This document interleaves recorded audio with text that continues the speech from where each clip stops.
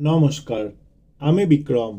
অজানা ভৌতিক রহস্য চ্যানেলে আরও একটি নতুন এপিসোডে আপনাদের সবাইকে স্বাগত। আজ আমি আপনাদের সাথে একটি সত্য ভৌতিক ঘটনা শেয়ার করব। আশা করি গল্পটা খুবই ভালো লাগবে। এই রকম সত্য ভৌতিক ঘটনা শোনার জন্য অবশ্যই চ্যানেলটা সাবস্ক্রাইব করে দেবেন। 1340 সালের কথা। তখন বর্ষাকাল। সেদিন আবার সকাল থেকেই খুবই দুর্যোগ। পানপুর গ্রামের ধনা পণ্ডিত হঠাৎ সর্পঘাতে মারা গেল। ধনা পণ্ডিত নাম হলেও আসলে সে ছিল চাড়ালপাড়ার বাসিন্দে।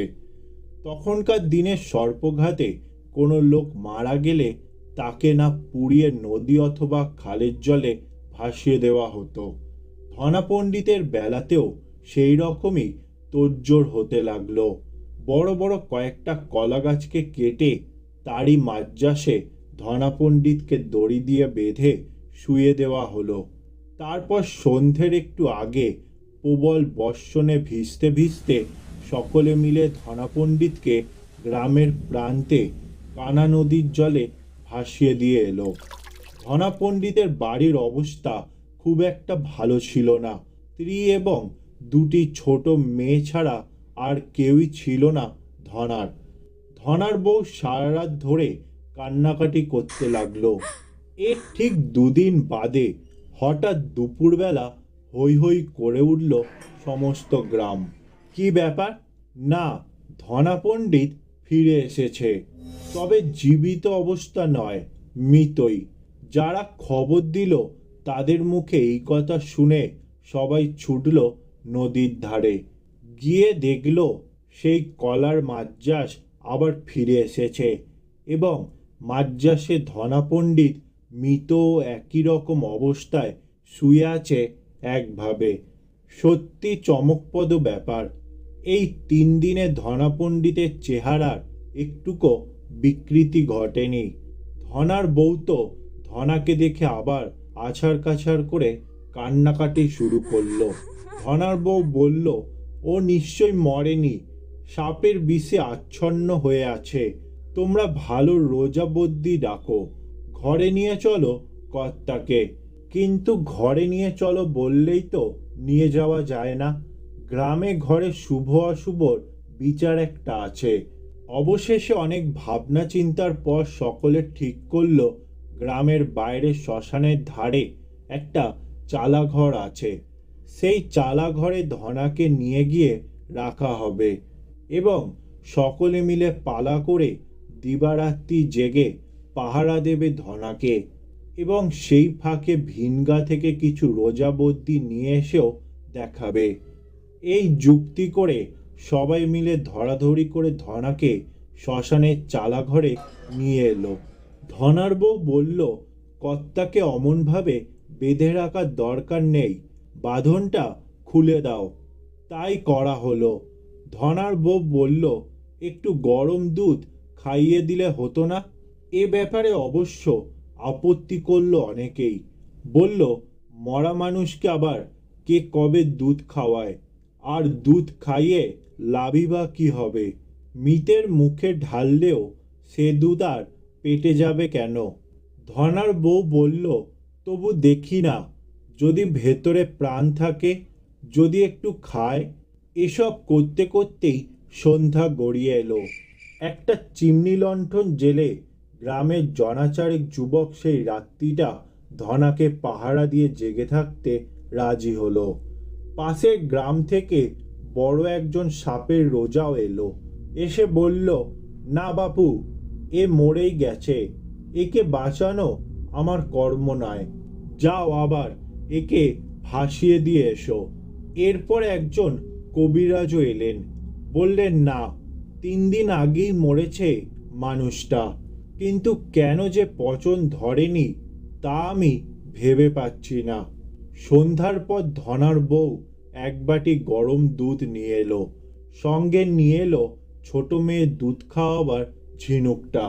এছাড়া খাওয়াবেই বা কি করে? ধনা তো চুমুক দিয়ে খেতে পারবে না।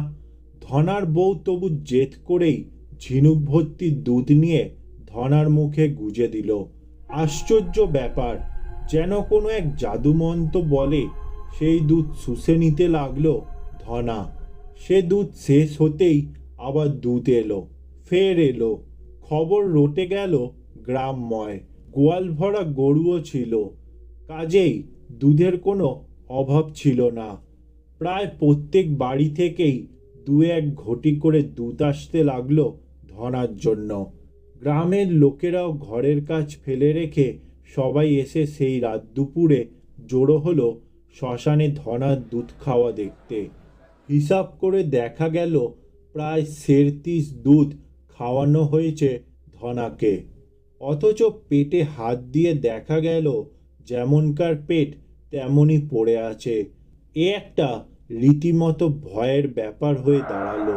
প্রত্যেকে এক বাক্যে বলল, নিশ্চয়ই কোনো দানতে ভর করেছে ধনাকে, অতএব আর নয়, এবার ওকে চিতার আগুনে পুড়িয়ে দাও। এই কথা শুনেই ধনার বউ তো কেঁদে কোকিয়ে উঠল।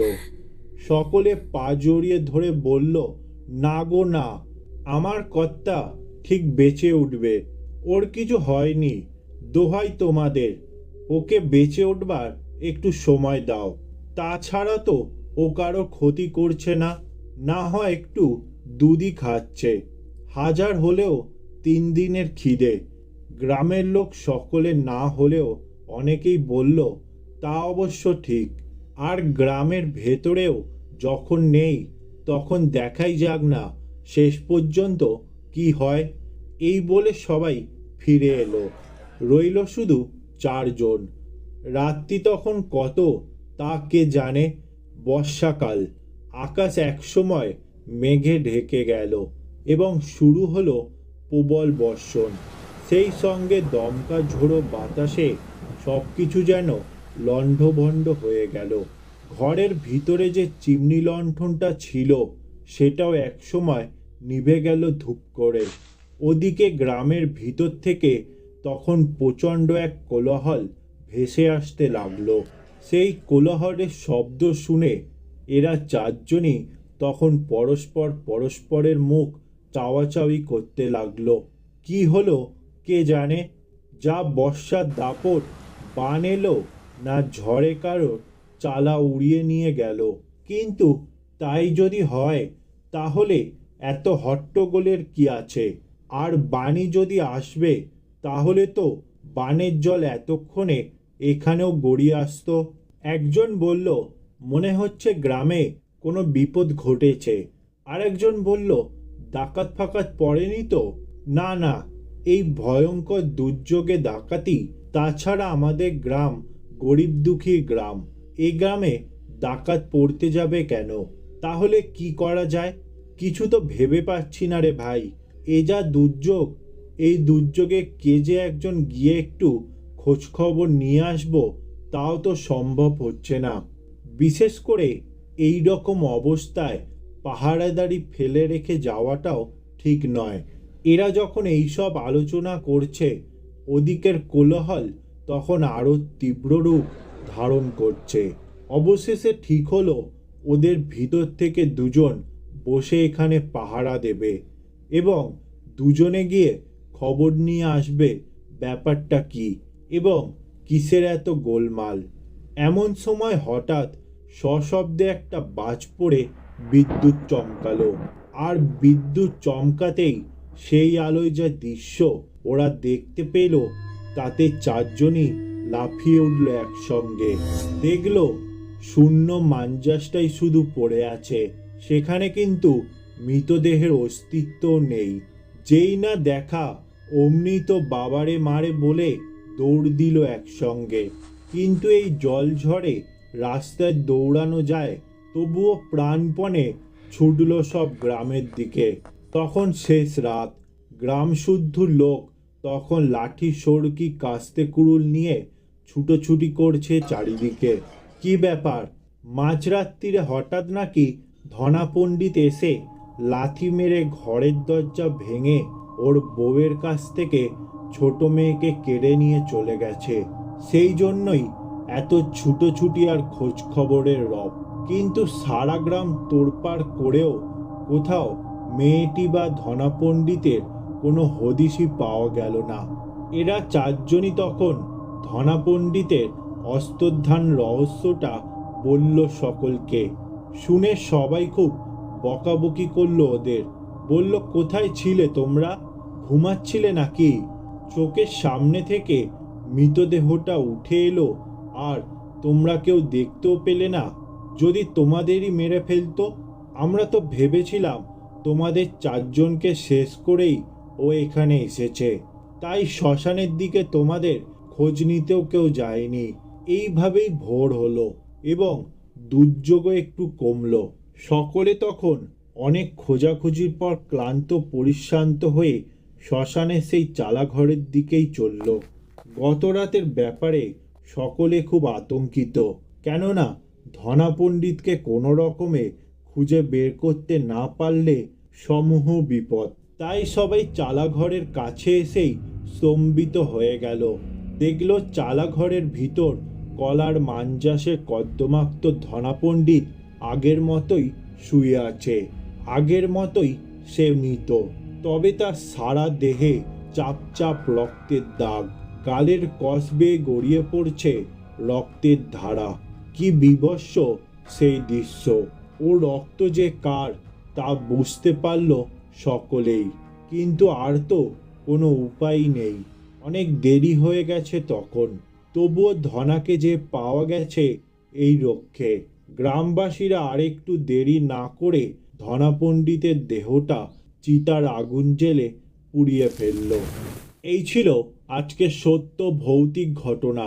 গল্পটা ভালো লেগে থাকলে লাইক, শেয়ার ও কমেন্ট করে দেবেন। এই রকম সত্য ভৌতিক ঘটনা শোনার জন্য অবশ্যই চ্যানেলটা সাবস্ক্রাইব করে দেবেন।